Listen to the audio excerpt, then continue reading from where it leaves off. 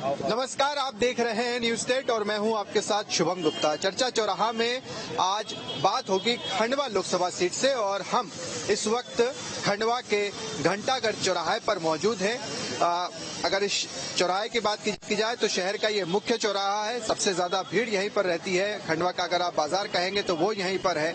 और क्या कुछ जनता सोचती है, क्या कुछ मुद्दे रहने वाले हैं। अगर इस सीट की बात की जाए तो नंद कुमार सिंह चौहान जो कि बीजेपी से यहाँ के सांसद थे, उनके निधन के बाद ये सीट खाली हुई है और उसके बाद अब कांग्रेस और बीजेपी के बीच मुकाबला है। कांग्रेस से अगर बात की जाए तो राजनारायण सिंह, वहीं बीजेपी से अगर बात की जाए तो ज्ञानेश्वर पाटिल जो है वो चुनाव लड़ रहे हैं। आप ही से बात की जाए इस बार के उपचुनाव में, चूंकि उपचुनाव जो हो रहा है उसका कारण जो है वो कोरोना है, क्योंकि कोरोना से ही निधन से नंद कुमार सिंह चौहान का निधन हुआ उसके बाद। तो क्या ये कोरोना सबसे बड़ा मुद्दा रहने वाला है, क्योंकि कांग्रेस तो इसे ही सबसे बड़ा मुद्दा बना रही है? निश्चित तौर पर हम विगत 2 वर्षों से कोरोना की एक महामारी से हम सभी और पूरा विश्व जूझ रहा है, लेकिन अभी तक की सरकारें हमने काफी देखी है, लेकिन कोई जब गंभीर बीमारी देश में होती है तो उसकी चिंता सरकारों ने नहीं की। लेकिन पहली बार एक महामारी कोरोना जैसे रूप में हमारे देश में आई, लेकिन हमारे देश के प्रधानमंत्री नरेंद्र मोदी जी ने बहुत ही इसको गंभीरता से लिया और पूरे देश में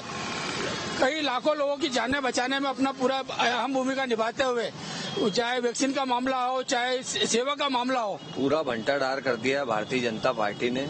झूठ बोलती है, जोर से बोलती है, जड़ बोलती है। इसका प्रमाण हैगा, आप देख सकते हैं खंडवा में आज तक के कोई भी विकास नहीं हुआ ना। तो अभी शहर के गड्ढे आप देख लीजिए, शहर में गड्ढे कितने हैं। आपने कोरोना की बात करी, हमारे जो अभी चुनाव हो रहे हैं वर्तमान में, वो क्यों हो रहे हैं चुनाव आपको पता है? क्योंकि हमारे सांसद जो थे वो कोरोना के उसके कारण उनकी मृत्यु हो गई। तो इनकी विफलता है कि हमारे सांसद को हमको खोना पड़ा। हम इस बार जो चुनाव हो रहे हैं हमारे, हम तो लोकल मुद्दे पे चुनाव, यह है पार्लियामेंट का इलेक्शन, महंगाई का और ये वो जमाने भर की बातें भी हो रही हैं, लेकिन हम अपने शहर में इतने परेशान हैं। मैंने 2014 का मेयर का इलेक्शन लड़ा था। उस दिन जो समस्याएं थी आज की आज वो भी समस्याएं। मेन एक प्रॉब्लम जो थी हमारे यहाँ, हमारे नेताओं ने उस समय कांग्रेस की गवर्नमेंट के समय 200 करोड़ रुपए उपलब्ध कराए थे नर्मदा जल के लिए। वो पूरी भ्रष्टाचार की भेंट चढ़ गई। लोहे के पाइप की जगह प्लास्टिक के पाइप डाल दिए गए। आज भी जनता गर्मी में त्राहिमाम कर रही है। हमारी माताओं बहनों को चिलचिलाती धूप में पानी के लिए। खंडवा की अगर बात करें, क्या स्थिति रही थी उस वक्त कोरोना में? खंडवा शहर का या लोकसभा का क्या माहौल था उस वक्त? खंडवा लोकसभा का नहीं सर, कोरोना की पूछ रहे हैं आप या लोकसभा की पूछ रहे हैं? कोरोना काल में तो बीमारी थी, लोग बाहर निकले नहीं थे। वो तो वैक्सीन अगर नहीं आती, अस्पतालों में जगह थी, बेड्स खाली थे, ऑक्सीजन की, ये सब चीजें मैं पूछूं। सब पर्याप्त थी, पर्याप्त व्यवस्थाएं थी, लेकिन इसके बाद भी जो चीज हो रही थी वो हो रही थी। वैक्सीन अगर जल्दी से नहीं आती तो काफी हानि हो जाती देश के अंदर। वैक्सीन के आ जाने से काफी रोक हुई है। अच्छा, दूसरी बात, मेरा काम यह है कि भारतीय जनता पार्टी हो या कांग्रेस पार्टी हो, मैं तो सिर्फ इतनी बात बोलता हूँ कि हमारे तिलक तराजू और तलवार, ब्राह्मण, बनिया और वैश्यों के लिए जो सीटें आरक्षित होती हैं, लोकसभा, विधानसभा, जिला पंचायत, नगर पालिका निगम, इनमें जो सीटें हमारे लिए आरक्षित होती हैं चुनाव लड़ने के लिए, आप उनमें किसी अन्य व्यक्तियों को चुनाव न लड़वाएं। दूसरा, महंगाई चूंकि हर चुनाव में सबसे बड़ा मुद्दा रहता है, मगर इस वक्त महंगाई इसलिए सबसे बड़ा मुद्दा है क्योंकि पेट्रोल और डीजल की कीमतें इतनी बढ़ी है जो 70 साल में नहीं बढ़ी है। तो इसको लेकर क्या कहेंगे? क्योंकि जनता से हम बात करते हैं, आप लोगों से बातचीत करते हैं, पेट्रोल डीजल की बढ़ी हुई कीमतें इस बार सबसे बड़ा मुद्दा रहने वाला? निश्चित है, पेट्रोल और डीजल के रेट बढ़े हैं, लेकिन अपन 2 साल का भी जो समय देखें उसमें कोरोना काल ने जो है हर व्यवस्थाओं को छिन्न भिन्न अपना किया हुआ है।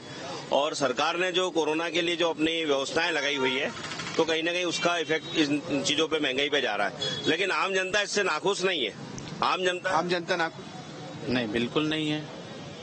आम जनता खुश है, आम जनता खुश होंगे, खुश नहीं है। 115-117 रुपए प्रति लीटर पेट्रोल है, जनता खुश है। मैं आपको बताना चाहूंगा, सरकार की एक बहुत बड़ी आवक का एक जरिया है, एक पेट्रोल और एक जो होता है अपने शराब। चूंकि इसमें ऐसा रहता है कि एक सरकार को यदि कोई आवक होती है, कोष में यदि सबसे ज्यादा होता है, भाई साहब बहुत हुई पेट्रोल डीजल की मार अब की बार। मुझे तो मोदी जी ने ही नारा दिया था, उसके नाम पे व्यवस्थाएं भी दी है। कोविड में देखा आपने, उनने इतने बड़ा 100 करोड़ लोगों को, आज हमने देखा इतिहास रचा, 100 करोड़ लोगों को वैक्सीन लगी, वो मुफ्त दी। टैक्स भी तो ले रही है सरकार टैक्स भी तो ले रही है। भाई साहब टैक्स ले रही है, लेकिन इनके जैसे भ्रष्टाचार तो नहीं कर रही है। 2010 में, 2011 में और 2012 में हमने देखा कि रोज पेपर में नया स्कीम आता था। आप देख लो, 3 लाख करोड़ रुपए का घोटाला, 2.5 लाख करोड़ रुपए का घोटाला, 2G को इनने घर में रख के बेच लिया। आप देख लिए भ्रष्टाचार की हदें पार करने का काम कांग्रेस ने किया था, लेकिन मोदी सरकार में एक भी भ्रष्टाचार। पेट्रोल डीजल मुद्दा नहीं रहने वाला है क्या इस बार? बिल्कुल पेट्रोल डीजल मुद्दा है। 2014 से पूर्व जो इनके कानून मंत्री थे जयशंकर प्रसाद, वो रोड पर साइकिल लेके निकले थे। उन्होंने ये कहा था कि पेट्रोल डीजल की कीमतें, जबकि उस समय बैरल का मूल्य 106 रुपए था, तब हम 86 रुपए कांग्रेस सरकार दे रही थी। आज बैरल का मूल्य क्या है? तो पेट्रोल डीजल क्या सिर्फ गाड़ियों में इस्तेमाल होता है? बाकी पेट्रोल 200 रुपए हो जाएगा। वो तो कांग्रेस ने जो पुराना करके गए वही मोदी जी अभी भोग रहे हैं। जो कांग्रेस ने करी थी पुरानी, जो पेट्रोल की बहुत हुई थी ना, वो कांग्रेस ने करी थी मनमोहन सिंह। बहुत हुई पेट्रोल डीजल की बार, अब की बार ये तो मोदी जी का ही नारा था। पेट्रोल कोई असर नहीं करेगा चुनाव में। मैंने रोज गाड़ियां उड़ रही है डीजल पेट्रोल। एक और हम बात करें, एक मिनट खंडवा जिले को भाई साहब, अगर हरियाली के क्षेत्र में जी, अगर अरुण यादव की अगर बात करें, उनके चुनाव नहीं लड़ने से कांग्रेस को कितना फर्क पड़ेगा? अरुण भाई के चुनाव लड़ने से कोई फर्क नहीं पड़ता। अरुण भाई हमारे सर्वमान्य नेता हैं और अरुण भाई के खुद काम कर रहे हैं। अरुण भाई तो खुद भी लगे हुए हैं, उसका प्रमाण आप देख ही रहे हैं कि लगातार अरुण यादव जी जनता के बीच में जा रहे हैं और पिछले कई वर्षों से वो जाते रहे हैं एक उन्नत पार्टी कार्यकर्ता के लिए। आदिवासियों का मुद्दा भी अभी मध्य प्रदेश में काफी गरमाया है, कई जगह हमने घटनाएं देखी है। ये मुद्दा क्योंकि यहाँ पर हम देखते हैं ट्राइबल्स भी ज्यादा है, क्या लगता है आपको? आदिवासियों का फैक्टर चलेगा। मध्य प्रदेश की सरकार ने, शिवराज सिंह सरकार ने जो आदिवासियों को घोषणाएं करके उनके पट्टे, उनको जमीनों से जो बेदखल करा है, उनके ऊपर जो जुल्म करा है, शासन कुशासन का जो मध्य प्रदेश में चक्र चला है, उसका जवाब खंडवा लोकसभा में आदिवासी वोटर देंगे। एक और महत्वपूर्ण सवाल जो हम एक मिनट सुन लीजिए, जो हम खंडवा में घूम रहे हैं, लोगों से बातचीत कर रहे हैं, वो एक बात बोलते हैं कि हम ये चाहते थे कि हमारा जो प्रत्याशी है, जो नेता है, वो खंडवा का ही प्रॉपर होना चाहिए, जो अब तक नहीं था। मगर इस बार भाई साहब क्षेत्र बहुत बड़ा होता है। जब खंडवा ब्राह्मणपुर जिला एक था तो वो हमारे यहाँ के जिला पंचायत सदस्य थे और मैं कांग्रेसी अध्यक्ष थे, और हमारे कांग्रेसी भाइयों को कह रहा हूँ कि गांव-गांव जाओ और पत्थर देख लो। आज से 10 साल पहले जब होता है गांव-गांव में उनके विकास कार्यों के पत्थर लगे। ये तो जवाब ऐसा हुआ दिल को दहलाने के लिए। आज भी पत्थर ही लगे हैं, पत्थर आज भी लगे हैं, पत्थर के आगे कोई काम नहीं हुआ। पत्थर है, हम मानते हैं इनकी बात, ये पत्थर आज भी है। कैसे बोल रहे हैं आप, क्यों भारी है? उसके बाद भी ये देख रहे हो कि 50 कांग्रेसी इकट्ठे नहीं हो पा रहे, तो कारण क्या है? जनता आज भी बीजेपी को क्यों चुन रही है? मैं इनसे ये पूछना चाहता हूँ। मेरा भाई खड़ा, तोड़ने का जो काम किया है ज्ञानेश्वर पाटिल जी ने, तोड़नी ग्राम में जो ज्ञानेश्वर पाटिल जी के रहते हुए जिला अध्यक्ष, पंचायत अध्यक्ष का जो काम हुआ है, वो आप वहाँ की जनता से पूछिए, वो बताएगी आपको क्या किया है। क्षेत्र की बात कराइए। किसानों के लिए सबसे ज्यादा 2000 करोड़ की सिंचाई योजना आई है। जनता से पूछो, आप जनता आइए, बोलिए, जनता के बीच में जाइए। सर बताइए, रोजगार मिला है?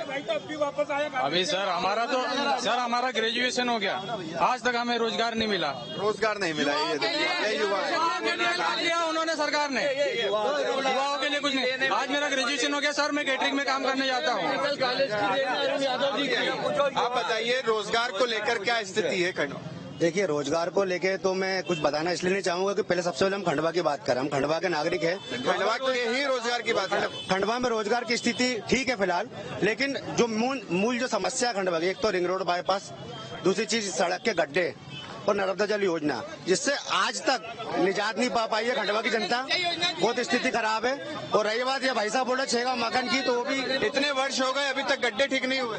तो गड्ढे अब सरकार जो भी बने उसके हिसाब से। इतने वर्ष हो गए, गड्ढे गरीबों के लिए क्या दी ये बताओ। यहाँ पर जो बात हो रही है, जो जनता के लिए, सुनिए तो आप सुनिए। रिंग रोड यहाँ पर बड़ी समस्या बता रहे, मुद्दा है इन लोगों से। किसके संबंध में? रिंग रोड के बारे में।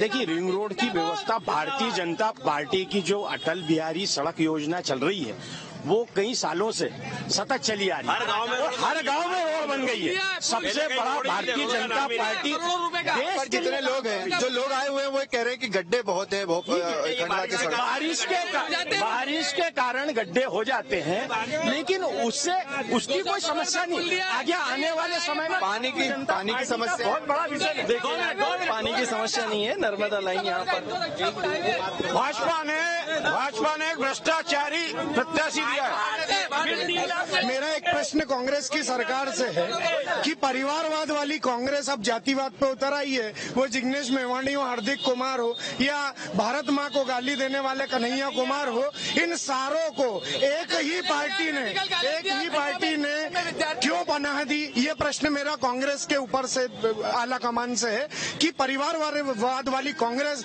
अब जातिवाद पे भी उतर आई है। देखिए, बिल्कुल सही बोल रहे हैं मेरे भाई।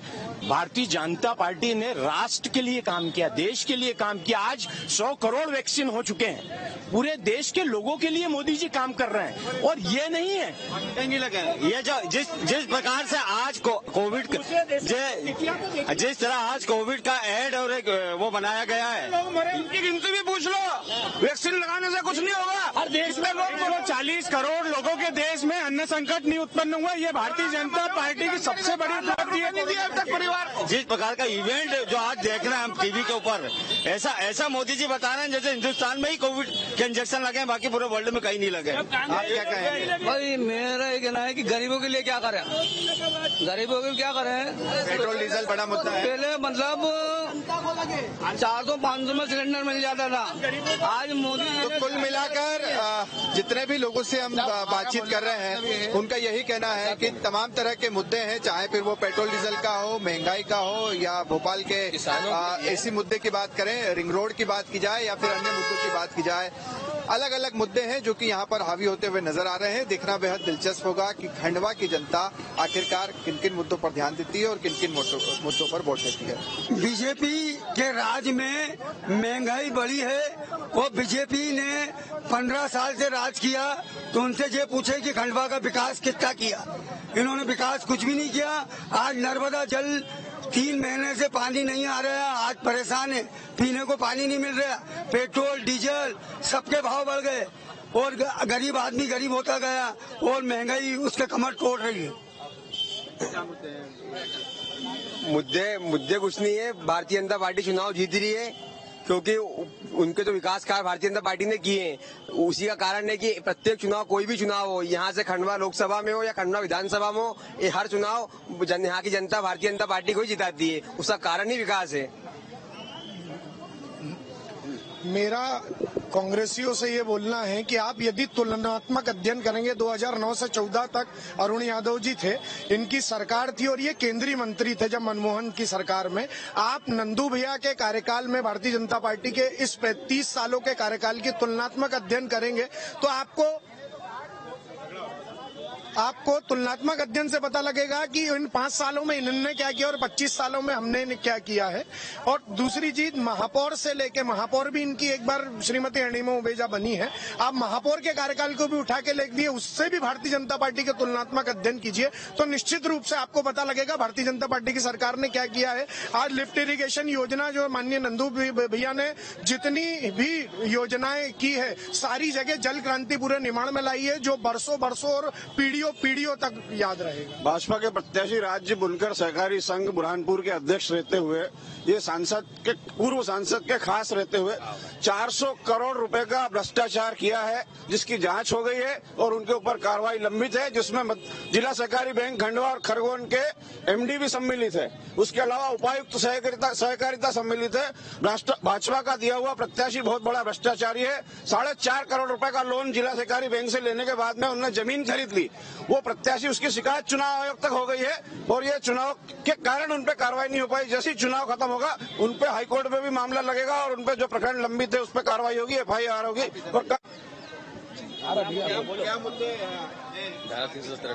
इस बार के चुनाव को लेकर तो यही है कि भारतीय जनता पार्टी की जीत होना निश्चित है। बस विकास किया है भारतीय जनता पार्टी में। आप बताइए क्या? देखिए, मुद्दे का ऐसा है कि ये बाय इलेक्शन है। यदि जनरल इलेक्शन होता तो उसमें मुद्दे सारे जो है वो आते। भारतीय जनता पार्टी को बहुमत जो है वो 2018 के चुनाव में मिला है 2023 तक। तो जो 2018 के मुद्दे जो थे जनरल इलेक्शन के, उसी मुद्दों को आगे बढ़ाते हुए करते जा रहे हैं। तो हम यदि देखें तो प्रधानमंत्री ने जिन गरीबों के सिर पर छत नहीं हुआ करती थी उनको छत दी है, उनको इलाज दिया है, उनको सभी प्रकार की सुविधाएं जो है वो लगातार दी जा रही हैं। तो मुद्दे सिर्फ एक छोटा सवाल है कि ये बड़े मंच से भारत में रहकर भारत माता की जय नहीं बोलते, वो बोलते जय जय कमलनाथ। कमलनाथ इनका भगवान कहाँ से आ गया? उनका मंदिर कहाँ? इनसे पहले पूछो। ये भारत में भारत माता का ये नहीं बोलते हैं। एक बात बोलना चाहूंगा, उन्होंने भ्रष्टाचार का आरोप लगाया ज्ञानेश्वर पाटिल जी पे।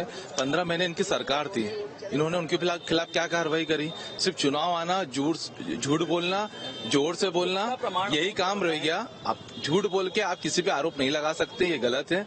हमारे जो ज्ञानेश्वर पाटिल जी है वो जनता की सेवा पिछले 25 से 30 साल से पार्टी में भी कर रहे हैं। जो उन्होंने यहाँ पे जिला पंचायत अध्यक्ष रहते हुए पार्टी के लिए, आज इस शहर के लिए, इस जिले के लिए बहुत मेहनत की, बहुत काम किया। आज ग्रामीणों में उनके कामों की सराहना होती है।